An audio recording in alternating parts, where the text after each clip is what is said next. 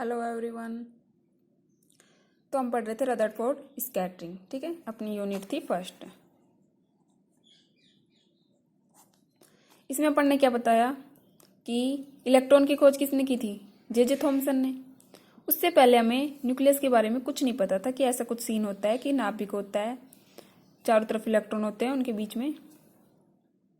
ठीक है, तो रदरफोर्ड ने अपना एक्सपेरिमेंट दिया, उससे देखा, उसके बाद पता चला कि नाभिक होता है, उसके इलेक्ट्रॉन होते हैं उसके चारों तरफ जो चक्कर लगाते रहते हैं। रदरफोर्ड ने अपना जो ये एक्सपेरिमेंट है वो एक सोने की पतली पन्नी ली, उस पे अल्फा कण आपतित कराए। ठीक है, तो उसने देखा कि कुछ अल्फा कण पन्नी से टकराकर वापस आ गए, कुछ अल्फा कण यहाँ से स्कैटर हो गए और कुछ अल्फा कण थीटा एंगल पे स्कैटर्ड हो गए। ठीक है, तो रदरफोर्ड ने जो अल्फा कण आपतित कराए उससे वो उनके पोस्टुलेट्स निकाले, अभिग्रहित थे। ठीक है, तो क्या क्या अभिग्रहित थे उनके देखते हैं। इस एक्सपेरिमेंट आधार पर रदरफोर्ड ने बताया जी परमाणु का जो धनावेश होता है वो उसके केंद्र में होता है, उसके सेंटर पॉइंट पे इसका धनावेश होता है। ठीक है, जिसे हम न्यूक्लियस कहते हैं। परमाणु का जो धनावेश होता है वो उसके सेंटर में होता है, जिसे न्यूक्लियस कहते हैं। सेकंड क्या बताया, अल्फा कण का जो मास होता है वो नाभिक से न्यूक्लियस होता है जो उससे बहुत कम होता है, जिससे इसका जो मास है अधिक होता है। जो न्यूक्लियस लिया अपन ने, जो पॉजिटिव लिया, जो उन्होंने रदरफोर्ड ने जिनको न्यूक्लियस कहा, उसका मास अधिक होता है, अल्फा कण का मास कम होता है। ठीक है, तो जब भी अल्फा कण को आपतित कराएंगे तो इसकी स्थिति में कोई परिवर्तन नहीं होगा। सेकंड ये बताया। थर्ड क्या बताया, जो अल्फा कण और जो ये पॉजिटिव है न्यूक्लियस है, इनके बीच इंटरेक्शन होता है, अन्योन्य क्रिया होती है। कूलाम के नियम के अनुसार अन्योन्य क्रिया होती है। तो उनके मध्य जो बल होता है, प्रतिकर्षण बल, उसका formula 1/4 pi epsilon not.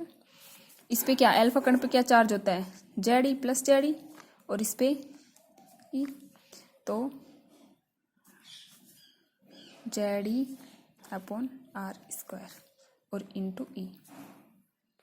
Alpha कण पे टू ई होता है और नाभिक पे अपन ने जेड ई लिया। ठीक है, तो 2e/z² हो गया। इस पे जो प्रतिकर्षण बल होगा ये होगा कूलाम के नियम के अनुसार। फोर्थ क्या होता है, उन्होंने देखा जैसे ये अल्फा कण आ रहे हैं, अल्फा जो पार्टिकल है यहाँ आए, कुछ अल्फा पार्टिकल तो यहाँ से वापस आ गए, आए और इसी जो डायरेक्शन में आए उसी डायरेक्शन में वापस आ गए। सेकंड क्या देखा, अल्फा पार्टिकल आए, जाने चाहिए थे सीधे, लेकिन यहाँ रदरफोर्ड ने क्या बताया कि पॉजिटिव आयन होता है जिसे हम न्यूक्लियस कहते हैं, उसके कारण ये यहाँ से स्कैटर हो जाता है। इसको मानते ये थीटा एंगल से स्कैटर्ड हो गया। ठीक है, और कुछ अल्फा कण बताया, कुछ अल्फा कण सीधे निकल जाते हैं। ठीक है, ये घटना इधर ये थीटा एंगल पे हो गया और कुछ अल्फा कण सीधे निकल जाते हैं। तो ये घटना हुई उसमें। तो क्या माना रदरफोर्ड ने, जैसे यहां से जो आए नाभिक से टकराए तो वापिस चले गए, इसके जब कॉर्नर से आए यहां से थीटा एंगल से स्कैटर्ड हो गए, और जो इससे ऊपर से आए वो सीधे निकल गए। तो जो धनायन है इसको रदरफोर्ड ने न्यूक्लियस कहा। ठीक है, तो इसी पे तो यहां से हम रदरफोर्ड स्कैटरिंग का फॉर्मूला निकालते हैं। तो देखते हैं ये थीटा एंगल से स्कैटर्ड हुआ। ठीक है, तो एक अलग से फिगर बनाते हैं। कोई पार्टिकल था जो सीधा आ रहा था। ठीक है, माना कि P1 डायरेक्शन। अब ये जाना तो चाहिए था सीधा, लेकिन थीटा एंगल से स्कैटर्ड, ये थीटा एंगल P2 डायरेक्शन में। ठीक, तो सेम ये यहां से भी ले सकते हैं, इसके पैरेलल है P2, तो ये एंगल थीटा है, ये पूरा 180। एक बार ये ऐसे देख लेते हैं, ये ट्राइंगल बनाया, ये P2 डायरेक्शन हो गई सेम, ये वाली डायरेक्शन इसके पैरेलल है दोनों। यहाँ से अगर ये वाला एंगल थीटा है, ये भी थीटा है, ठीक है। यहाँ से इस पर लंब डालते हैं तो ये 90 डिग्री,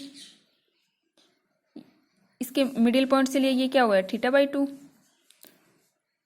जो ट्राइंगल होता है उसके तीनों कोणों का मान 180 होता है, तो ये 90 80 θ/2, तो ये क्या हो गया